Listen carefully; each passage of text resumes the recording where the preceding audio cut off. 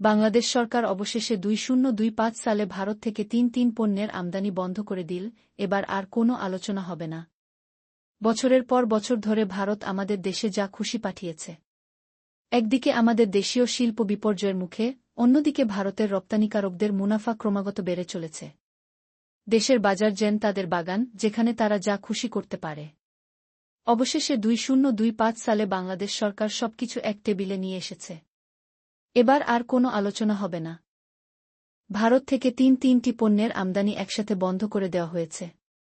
আসুন দেখে নিই সেই তিনটি পণ্যের তালিকা, যেগুলো এখন থেকে বাংলাদেশে প্রবেশ করবে না।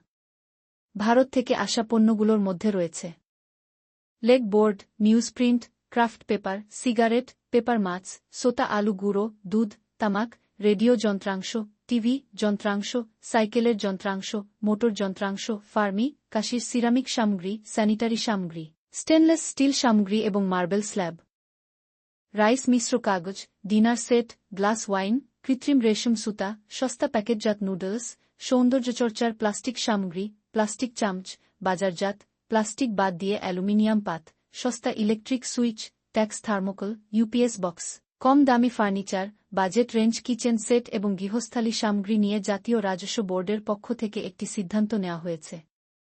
এই পণ্যগুলো দেশের অভ্যন্তরীণ উৎপাদনকে ক্ষতিগ্রস্ত করছে, বাজার দখল করছে এবং কিছু ক্ষেত্রে অবৈধ পথে তৃতীয় দেশে রপ্তানি হচ্ছে। অর্থাৎ শুল্ক ফাঁকি দিয়ে বৈধ বাণিজ্য ব্যবস্থাকে নষ্ট করছে। এসব পণ্য মূলত ভারতীয়। প্রথমত, এই নিষেধাজ্ঞার মাধ্যমে সরকার একটি বিষয় স্পষ্ট করেছে। বাংলাদেশের বাজার আর মুক্ত থাকবে না। বহু বছর ধরে ভারতের সঙ্গে আমাদের একতরফা বাণিজ্য চুক্তির কারণে তারা আমাদের বাজারকে নিজেদের পরীক্ষাগার বানিয়ে রেখেছিল, সেটার অবসান এখন শুরু হয়েছে। ব্যবসায়ী মহলে এই বিষয়টি বহুদিন ধরেই আলোচিত হচ্ছিল। কিন্তু এক-দুই বাস্তবে নীতি নির্ধারকদের মিটিং টেবিল থেকে কার্যকর হয়েছে। দ্বিতীয়ত, এই তালিকায় কিছু পণ্য রয়েছে, যেগুলো দেশে উৎপাদন খুব ভালো অবস্থায় আছে, যেমন কাগজ, সিরামিক, স্যানিটারি সামগ্রী, মাছ, দুধ ও কাপড়।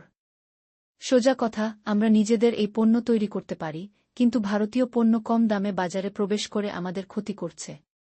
এর ফলে দেশীয় শিল্প শুধু বিক্রি হারাচ্ছে না, বরং অনেক ক্ষেত্রে উৎপাদন কমাতে বাধ্য হচ্ছে। এই পরিস্থিতি থেকে বের হওয়ার জন্য এক-দুই সরকার ভারতীয় পণ্যগুলো নিষিদ্ধ করেছে।